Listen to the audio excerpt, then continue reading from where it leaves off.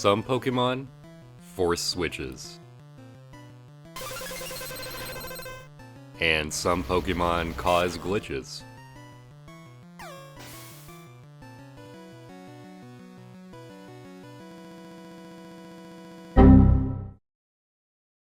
But some Pokemon have niches. Well, you know what they say. Find what your niche is. That leads to riches.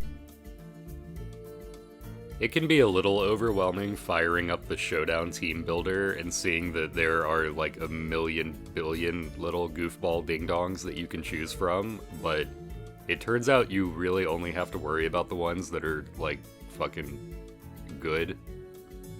Sure, competitive Pokemon is like the most granular strategy game ever made, but there are only so many roles, and it's usually pretty obvious which Pokemon do each one just like way better than everything else. This one's the best at doing this. Pretty cool. This one's the best at doing this. Pretty. And this one's the best at raising your resting heart rate. The truly blessed Pokemon tend to have good numbers, and maybe they have good words, and maybe they learn every fucking move, like they learn every single goddamn move. And then the other 99% of Pokemon, they just kind of do one thing. If they're lucky. Now, God knows a child could take you guys one-on-one. You know, we do the best we can. We try. But sometimes, even the worst Pokemon you've ever seen in your life can do a lollipop dance that, with a long enough list of qualifiers, cannot technically be replicated by any Pokemon that isn't total dog shit ass. And if they're lucky, maybe they can even ride that success all the way to the bottom of the top of the meta charts. So that's fucking that's why that's what this is about.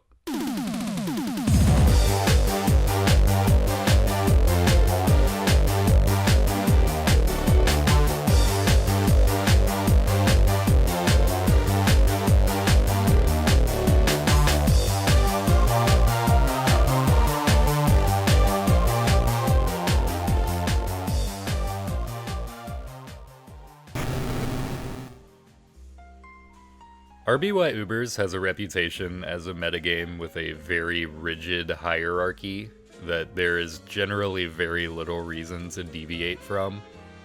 However, being so centralized around just a few top threats does incentivize you to use weird, unoptimal crap to hopefully catch your opponent off guard while preserving your key game pieces. In the past, some scholars have discussed how Ditto can switch in on a paralyzed Mewtwo as it recovers, transform into it, and then proceed to waste its PP in increments of 20, a theoretically infinite amount of times. And also how Reflect Porygon can do the same thing to Mew, except you don't even have to switch out. And I spent 9,999 coins on this son of a bitch, so you better goddamn believe I'm gonna look at it for 9,999 turns. But what if I told you there's an even funnier Pokemon to use in Ubers that even more desperately wants your attention? Yes, Golbat, the ultimate pick-me Pokemon, was just trying to help you in Mewbers all 9,000 times you've encountered it. What's the utility? Well, obviously, it's because Leech Life is a clean 15-hit KO against Mewtwo. Oh yeah, also it beats Mew. Well, it beats some Mew sets. Okay, it beats one Mew set. But that's like 10th percentile for RBY. Starmie can't do that. Alakazam can't do that. That's pretty good. Basically, Golbat walls Earthquake, Explosion, Swords Dance, Soft-Boiled Mew. Obviously, you don't wall explosion, but the benefit of trading Mew for Golbat is debatable. Ladies and gentlemen, we got him. The reason to use specifically Golbat and not literally any other flying type who may or may not be the 6th best Pokemon in RBY 7U is that Golbat has Mega Drain to 3-hit KO the likely Rhydon and Golem switch-in who would want to exploit Zapdos, who is the typical counter to that Mew set. And compared to like Gyarados or Articuno, Golbat is hilariously a lot more threatening to a paralyzed Mewtwo switch-in. Screech into a paralyzed Mewtwo will make it slower than a paralyzed Snorlax and make Snorlax's Body Slam a 2-hit KO. And Hyper Beam is a possible 1-hit KO from full HP. It also makes it get one-shot by Mew's Explosion. And if you don't like any of those words, Golbat also has Confuse Ray, which is a status move that you can hit Mewtwo with even after it's paralyzed. And then I guess you can play the numbers game and theoretically just 1v1 it with Double Edge. Mewtwo, no, don't go in Cerulean Cave. No, Mewtwo, it's too dangerous for you.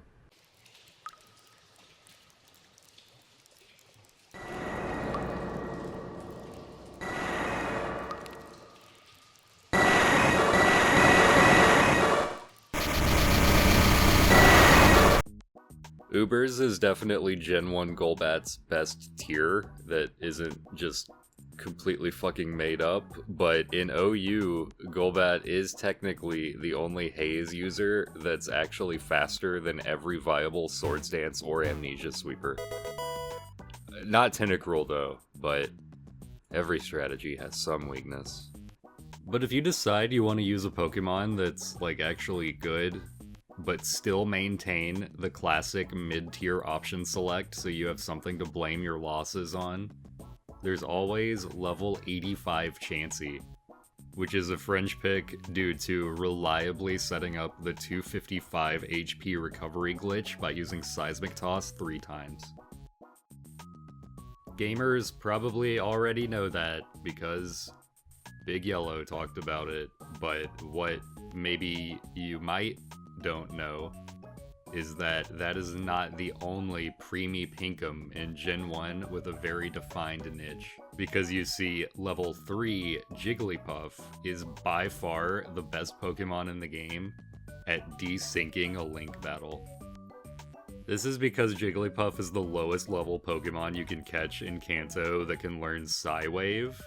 And Psywave, typical for being a move that takes a couple sentences to describe, is programmed incorrectly in Gen 1, and can occasionally do 0 damage on one side of a Link battle, and 1 damage on the other. And this will eventually just goof the hell out of the game. He's not a ghost, he's an intern, and he's out of phase. Can you hear me? This has a 1 in 101 chance of happening at level 100, but at level 3 it has a 1 in 4 chance of happening. This is still kind of a dubious niche because it will never make you win a game. All it can do is force a draw, and also it's not implemented on SHOWDOWN. But if anyone out there ever plays a cartridge best of 3, loses game 1, is losing game 2, but gets the desync and forces a draw, and then wins games 3 and 4, I promise I will give you a big wet kiss. Hey, speaking of mechanics that are not implemented on Pokemon SHOWDOWN, the stat overflow glitch is a generally misunderstood Gen 1 glitch that realistically only matters in a cartridge Mewtwo Ditto. Before I kill you, I must ask you one question. Who am I? For I have amnesia! Wow, it would be really embarrassing if some fucking asshole described it at length in their Pokemon SHOWDOWN video. Anyway, to prevent your Mewtwo from falling prey to this glitch, you want it to have a special stat of 341, because this prevents it from exceeding 1023 at +4, which is a video game number and it stops it from overflowing past 0. However, the way stat experience works in Generation 1 and 2 is that whenever you defeat a wild Pokemon, it just adds its base stats to your stat experience total. And the way you max them out is to reach the very normal and non-threatening number 65,535. The problem is, since you get that Pokemon's base stats every time you defeat it, there's no way for you to reach 341 special while also maxing out the rest of your other stats, which commits the greatest gamer sin of all, unoptimization, leaving you slower, weaker, and frailer than you would be otherwise. Or at least that would be the case without the help of a couple of glitches and one very important Pokemon. Alright, so admittedly this is a little outside the scope of this video, but I don't think I'm going to get a better chance to talk about it, and it's kind of funny in a cosmic sense. But it's Caterpie, it's fucking Caterpie. And Weedle too, but Caterpie's actually in all three versions. The Weedle's not in yellow version. You also need the Experience All, which is the Gen 1 equivalent of the XP share that just splits the experience evenly among every member of your party. And what I'm about to say might shock you. Gamers with weak constitutions should leave the room before hearing this, but there's a glitch associated with this item. Wow. I didn't know that. You're telling me now for the first time. Alright, so the way the XP All is supposed to work is that it takes half the experience that you would have gained from defeating a Pokemon and gives it to the Pokemon who actually participated in the battle, and then takes the other half of the experience and distributes it equally among the members of your party. And it works fine as long as you don't switch. However, due to an oversight, the amount that's distributed among your party is also divided by the number of Pokemon who actually participated in the battle. This means that if you switch at least once, then you will lose at least 25% of the experience that you would have gotten. Where this becomes useful is that when you divide experience by switching, it also divides the stat experience you get.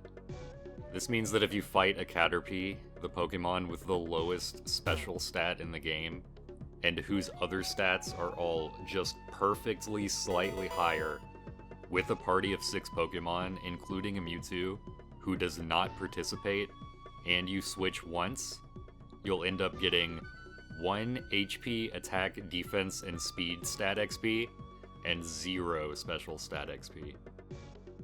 And then all you have to do is do that 65,534 more times. So, better get to it. Similarly, if you fight Magikarp, a Pokemon with 10 base attack, with a party of 6 Pokemon, and don't switch, you can get stat XP everywhere but attack, and hence get optimal self-inflicted confusion damage. However, whereas Caterpie's only niche is being the best Pokemon to kill 65,000 times, Magikarp actually has slightly better things to do with its time. Because Gen 1 is the only time Magikarp has ever been a realistic meta threat in any tier. Is it RBY 14U, where Magikarp can easily check Metapod, as long as it gets like 5 crits? No, you dumb asshole. It's obviously Japanese Pika Cup, a format you might remember from Pokemon Stadium. And it's also in Pokemon Yellow. Pika Cup is a bring 6, pick 3 format with the old school variable levels rule. In this case, allowing you to bring Pokemon between the levels of 15 and 20, so long as the combined levels of the Pokemon you bring do not exceed 50. And it's in this format where you should always be aware of the Japan-exclusive University Magikarp. He went to college, but really, he was just there for the Ragers. Gyarados is in this format too, but it has to be level 20, while the University Magikarp came at level 15. Oh my god, he's a boy genius. This gives Magikarp more level flexibility, and importantly, it makes it the fastest level 15 Pokemon you can use with a level 20 Arcanine, who also learns Dragon Rage, allowing it to 2-hit KO most Pokemon in the metagame. Probably. Another Pokemon who is blessed with such a format warping move is Aerodactyl, a Pokemon most famous for going for the throat, but who you might also remember as the most almost good Gen 1 Pokemon that's still worse than Porygon. Possessing a normal resistance, a ground immunity, the second highest base speed in the game, and absolutely no fucking moves. However, something that Aerodactyl often does not get credit for is the fact that that boy absolutely runs the level 10 Crystal Battle Tower.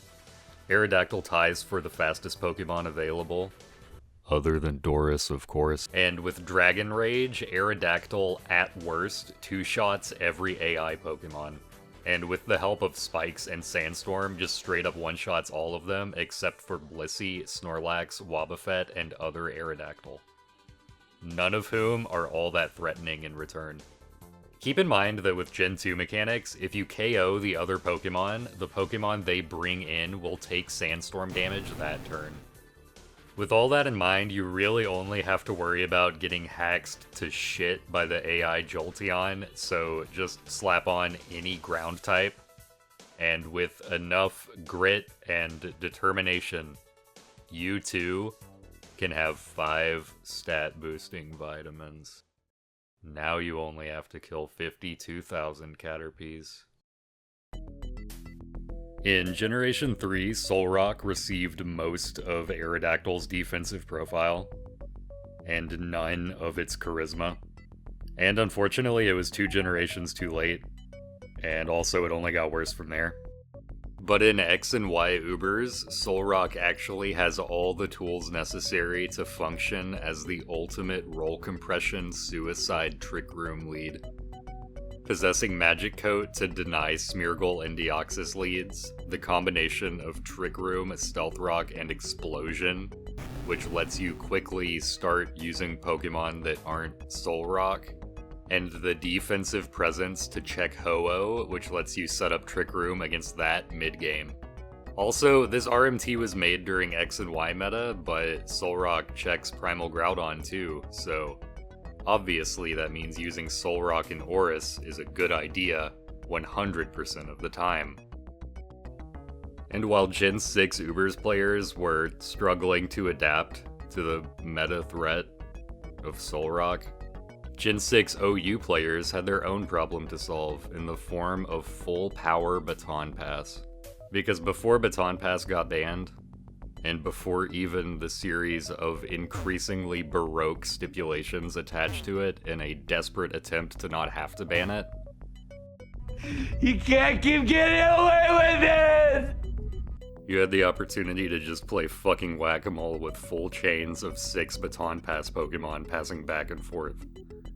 Baton Pass teams are objectively pretty easy to dismantle, but they require very specific and incredibly linear counterplay. Particularly with Magic Bounce Espeon nullifying pretty much every reasonably splashable answer, requiring you to use Pokemon that make you worse against every team that isn't Baton Pass. Among the proposed answers were Unaware Haze Quagsire, Prankster Haze Murkrow, and Moldbreaker Roar Mega Gyarados. But possibly the coolest, and definitely the funniest, was the only Pokemon with the combination of Baton Pass and Imprison, that being Masharna. Imprison bypasses Magic Bounce, and it resists Sword Power, and you can Baton Pass your own dang Calm Mind boosts? My god. Baton Pass players' nightmares have truly become reality. And if you don't want to dedicate one Pokemon to countering one strategy, how about dedicating one Pokemon to counter one Pokemon? When the Isle of Armor dropped in Sword and Shield, it brought with it the Urshifus. But especially Urshifu Single Strike, whose incredible numbers and stab combo was very oppressive in OU. With even Pokemon like Clefable not wanting to repeatedly switch into Wicked Blow if it took any kind of chip damage in between. But what if you only had to switch into it once? Crocodile resists Wicked Blow and can actually benefit from the guaranteed crit with its ability Anger Point, instantly bringing it to +6 attack, and can survive both a Choice Banded Wicked Blow and a Black Glasses Wicked Blow followed by a Sucker Punch. And then you just click either the juiciest knockoff or the juiciest Earthquake of your life. Or, if you're an absolute brain genius, you can click Power Trip, which now has 140 base power and does like 70% to Urshifu, because you have to use a Choice Scarf because Crocodile's slower. So you also need like a couple layers of spikes, I guess, and probably some toxic spikes too. But hey, once you do all that, what are they gonna do? What are they gonna do? And cats are pretty good in Gen 9 national decks. I couldn't think of a segue for this one. The cat strat relies on the move Assist, which when used will randomly become any move from any other member of your party, as long as it is not a move that affects held items, has altered priority, has a protection effect, takes multiple turns, is also a move that becomes another move, or is named Celebrate, Chatter, Destiny Bond, Hold Hands, or Spotlight. What the fuck is Hold Hands? Notably absent from this list is Revival Blessing. It's because Assist is a Dexited move, so they're not in the same generation together. But you didn't hear it from me. This means that Liepard, Meowstic Male, and Purloin, who all have access to Prankster Assist, functionally have a 32 PP priority Revival Blessing, as long as you have the right team composition. And then the basic strategy is just to make a little bit of progress with something, usually like a Ditto, and then when it dies, you just bring it back. And then you do it again. And then you do it again, and you do it again, you do it again, you do it again, and you do it again, and then you do it again, do it again, you do it again, and then you do it again, and you do it again. Sorry, Early. That's my twin brother Phil from Kansas.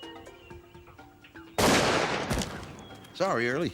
Just my twin brother Phil from Kansas. Again. Sorry, Early. That's just my Phil brother twin from Kansas. Sorry, Early. That's just... Sorry. Sorry. Don't mind him. His name's Phil.